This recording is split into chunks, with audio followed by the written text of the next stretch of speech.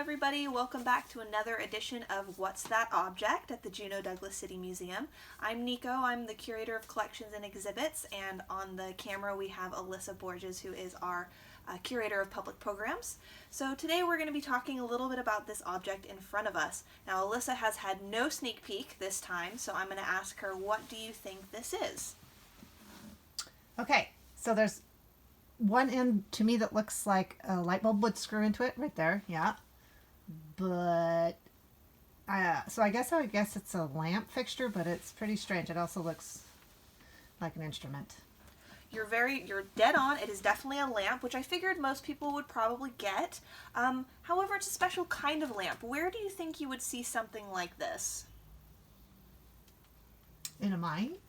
It's a very good guess, and it's what you would kind of imagine here in Juneau, but it's quite ornate, so you're not necessarily wanting to put that someplace dark and dingy where it's going to get messed up. And I think maybe a big clue would be there are a whole bunch of joints here, and here, and it's actually, even still today, it's still really mobile, which is one of the reasons why I don't have it up and open. This portion still moves, and the whole thing has a really wide range of motion. So where would you use a lamp that needs a wide range of motion? I'll give you a hint in that these lamps still exist today. In a dentist office? Exactly. That's exactly right. This is an old dentist's lamp, and it is electric, so there is a spot where can't quite turn it very well to the camera. We are limited with space, but the lamp would screw in right here would be the light bulb, and then it is missing some form of glass,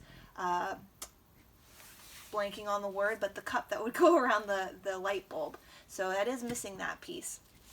This is what was called a fairy's light, which, for fun, when you're researching something like that, spelling is very important, kids. You're going to turn up a lot of things like fairy lights that are twinkly, or the lights that are on the front of a fairy ship, but in reality it was a company founded by Robert Fairies in Duluth, Illinois. Yes, Duluth, Illinois. Thank you for bearing with me there, guys. Duluth, Illinois, he was a veteran of the Civil War, and he was more than anything an inventor. And he became known for these kind of ingenious lamps that were extremely mobile and were also ornate, and so he took something that was useful and made it beautiful. And this one dates from around the 1920s and was actually used at Dr. Charles Yaney's office here in Juneau. So Dr. Charles P. Yaney was a dentist in town. He actually was married to Crystal Snow, who of the famous Performing Snows. We're going to do another video about them a little bit later, so keep your eyes peeled.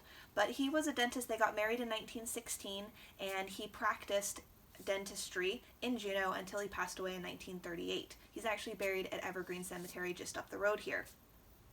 His office was actually in the Valentine Building, which is very well known today. You might not know its name, but it's where the Juneau Drug Company now resides.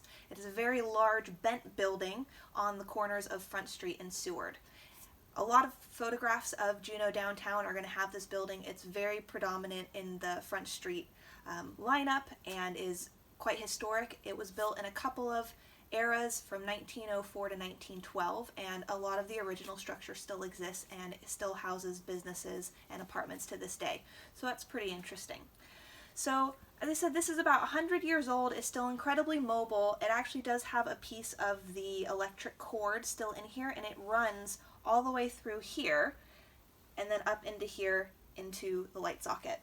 Originally, that cord would continue down through here, and then this would attach to the wall.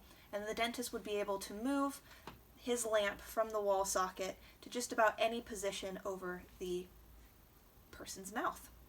So today we still have pretty much the same idea. They're a little bit more mobile. You have more ball and socket joints versus just the up and down, which ones we have here. But this really was very innovative for its time period and is technology that we still use today. So thank you guys so much for joining us today, and keep your eyes peeled for the next one in our series of What's That Object? Thank you!